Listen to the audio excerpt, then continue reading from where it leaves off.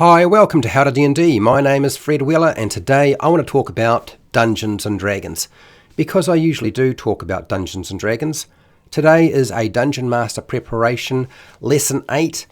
We are going to do some world building. For those of you who want a bit of practice, this is what has been set up primarily as a class that continues on and we keep coming back to it.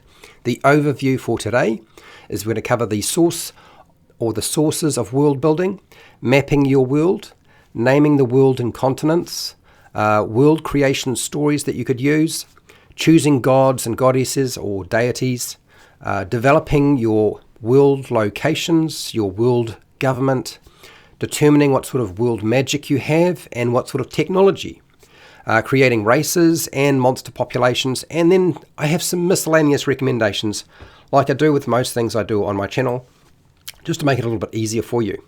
Today I'm going to explain the process of building and creating a world for a roleplay game or Dungeons and Dragons.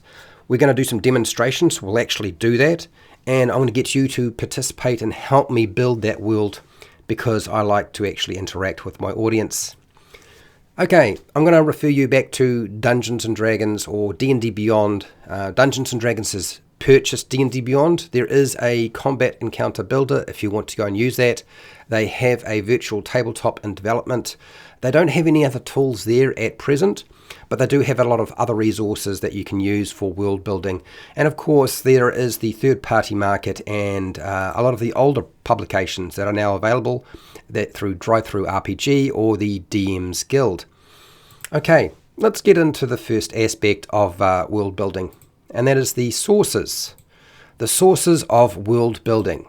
Where can you get that stuff from? I'm going to say my personal experience. I build a world from personal experience, and I suggest you do the same sort of thing. This eliminates a lot of the problems with it taking too long to build the world. Modifying history, very helpful for a fantasy or a science fiction world. So anything from history that you've come across. Stealing from pop culture like Middle Earth, the Land of Oz, Narnia, all that's fine, or something else. Player input. I'm going to suggest to you that one of the things that will get you past a lot of the problems with world building and spending way too much time trying to set it all up is to get player input as you play the game. So literally do your world building as you go, okay? And I'm literally going to show you how to build a world in about an hour. That's less than the time you would probably have for a game session. And you can use the character backstories that the players offer you, or any kind of suggestions or ideas that players throw out there. You hook those and you pull them in. And you can also ask questions. One of the big aspects of building a world is always the map. So mapping the world. What is that going to look like? How do we go about doing that sort of thing? So you can draw the world for your role-playing game or your Dungeons and Dragons campaign. And there are a few different ways you can do this. You can simply just scribble a few things on a piece of paper with pen and pencil. I often will just grab a blank piece of paper, A4 size, grab a pen, and within 30 seconds I've just scribbled a couple of continents. That's it. I haven't even written any names on it, just there's a couple of blobs. That's it. And you're ready to go. You can, of course, use software programs to give it more detail and flesh it all out. You can add in the details on your landscape map. You can use random generators if you want to. There's lots of different ways of actually building a world fairly quickly. And you don't need to build everything. Like literally all you need is a rough continent outline and you're ready to go. And that would be my advice to you when you're building your world. Now I know you're thinking, well, that's not enough, Fred. There needs to be more. And of course there is more. So we'll discuss naming the world and the continents and of course other locations. But that's the first thing we're going to deal with is what is the name of the world or the continents? And in fact, do the worlds or continents need to have names? You might find that you don't actually need to have a name to start off with. When you have been exposed to so many different historical names for a world, all from pop culture, it becomes apparent that if we're dealing with the planet Earth, which is also called Gaia in other cultures, and is also, well, we could call it dirt or third rock from the sun, and literally our own planet, that means that you have a lot of leeway with your own world. Like you could give it a lot of different names.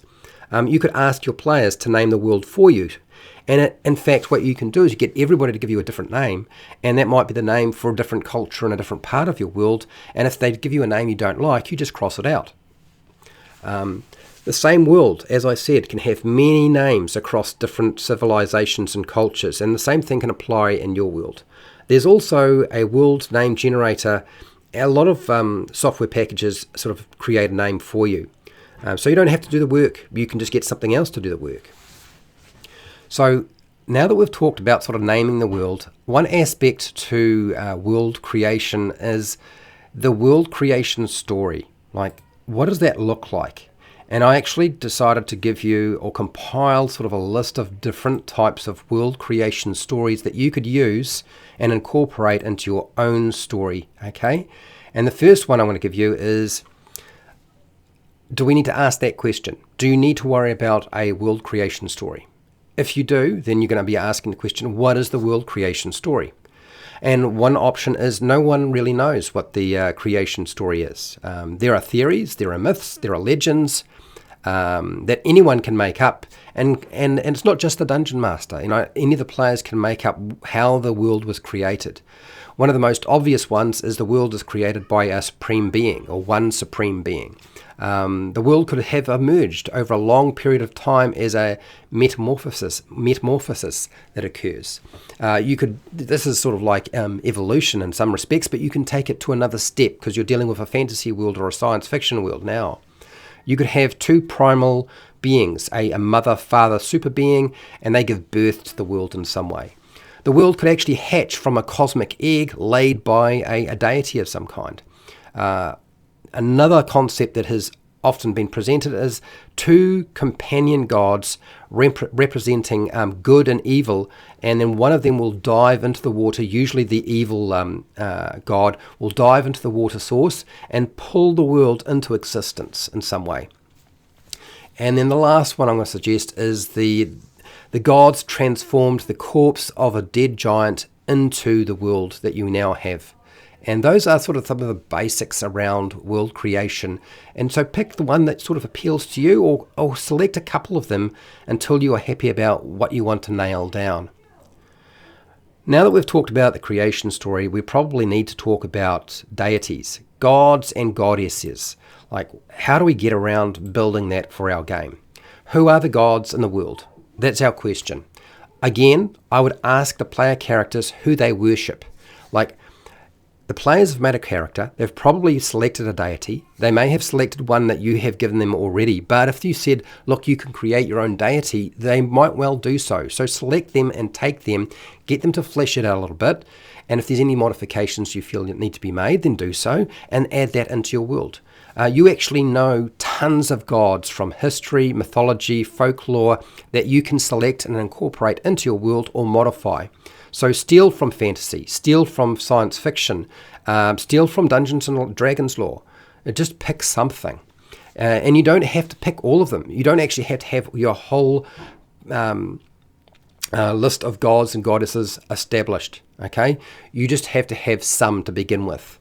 You can also reverse the names of a god to give you a different name, and you can slightly adjust their details. Now, I would suggest to you one of the easiest ways to make gods and goddesses for your world is to go to page 293 to page 299 of the Player's Handbook for 5e and just go through. It's got a good long list from different cultures and Dungeons and Dragons worlds. You can reverse the names, you can change and switch out what they might be related to in terms of what are they the god of lightning, or are they the god of thunder, or the ocean, or the earth, or whatever it is. So use that as a resource. It's very easy. It will simplify and speed up the whole process for you. World locations is one of my favorite things to actually cover, because that's the aspect of exploration, and we need to have that in our game. So what's a good way of doing that and making it simple for ourselves? Like, what locations do you need? I would say you probably need a settlement and cities. In fact, does this world have settlements and cities? They might not have any kind of thing like that. You may not have a town or a village. There are many places around the world you have actually seen and can poach and adjust for your group when they're playing.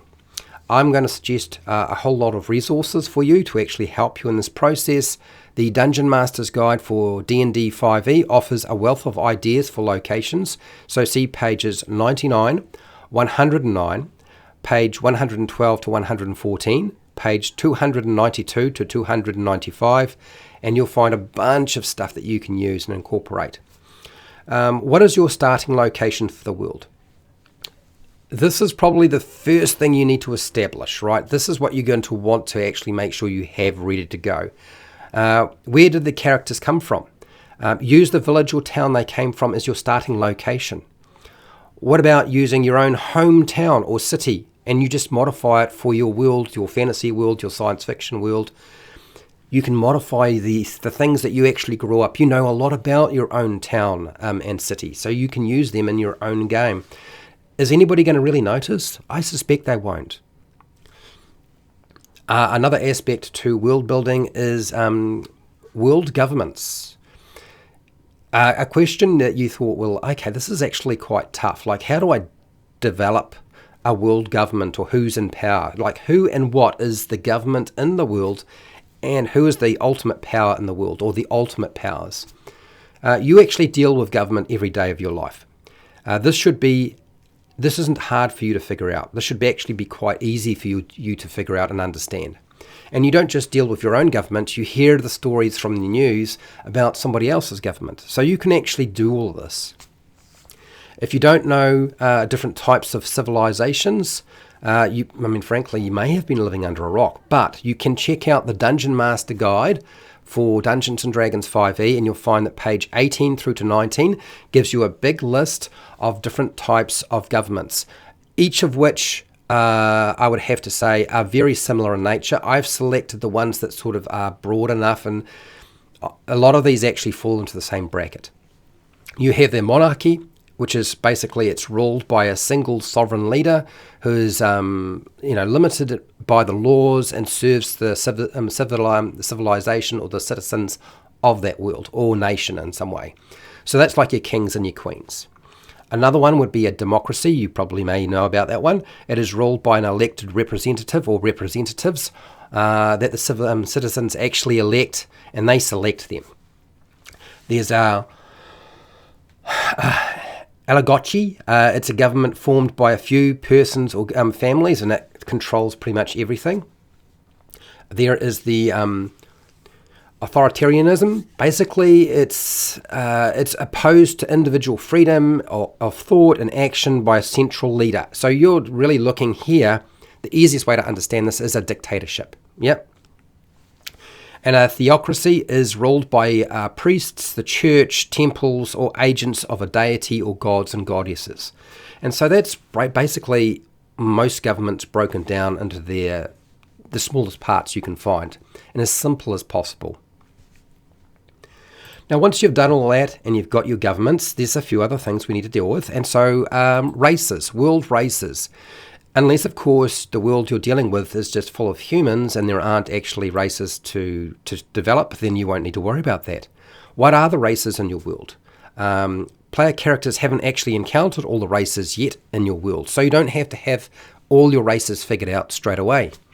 Just pick a few that you know from fantasy fiction and add the rest later. And frankly, you don't even have to pick them directly from Dungeons & Dragons established races. You could pick them from anywhere. You can modify real-world animals. You can create fantasy races of your own.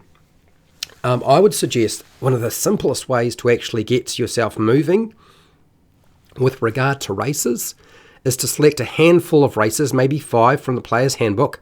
Just use page 18 through to 43 of the Player's Handbook for 5e, and that'll start you off. And then the rest you can add in later, or you can use some of the other supplements. But that's probably the simplest way to get yourself started.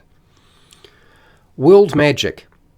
If you're dealing with a fantasy world, then you're probably going to have magic. If you're dealing with a science fiction world, you probably won't have magic.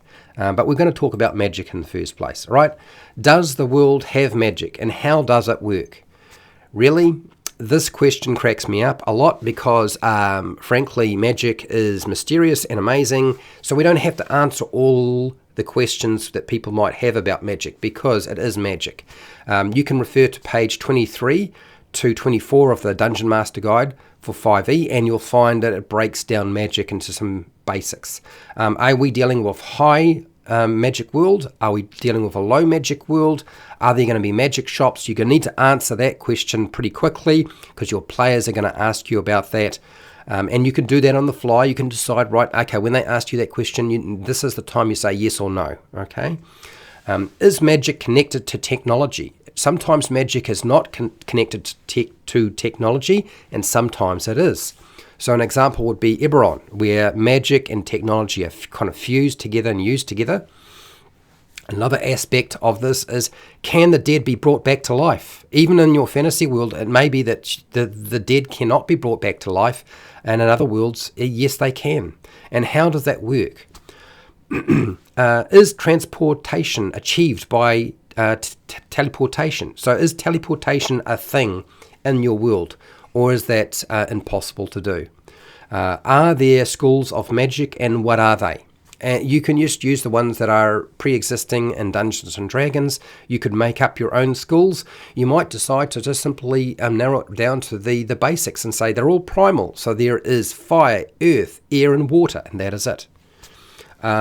What are the restrictions to magic in the world? There may be no restrictions to magic in your world. None of these questions that I'm posing you need to answer straight away. You only need to answer them when they come up. So when I was talking about magic, I was also kind of pointing us in the direction of technology. And it's another thing that we need to answer. And so what I've done is I've given you a few things that you need to consider to help you establish what your technology in your world is going to be. What technology does in the world, and what technology you have, okay? Look, I think you've been exposed to enough technology now that you probably know enough about this without me having to tell you too much. So I'm going to be pretty brief about this, because you have been exposed to different types of technology in your lifetime. Okay, even if you are quite young, you've come across it during your schooling, during your work life, as you were growing up as a kid. Okay, we know there are windmills. Okay, that's mechanical movement. It's a mechanism that's getting powered, and you're actually using wind to power something. Steam-powered engines. Okay, steam, very common. And then we've got burning fossil fuels as a way of powering a machine, something that we still do right now in the real world. You might have a different type of fossil fuel. It might not be oil or some sort of specialized fuel created by oil. It might be something else. Solar power.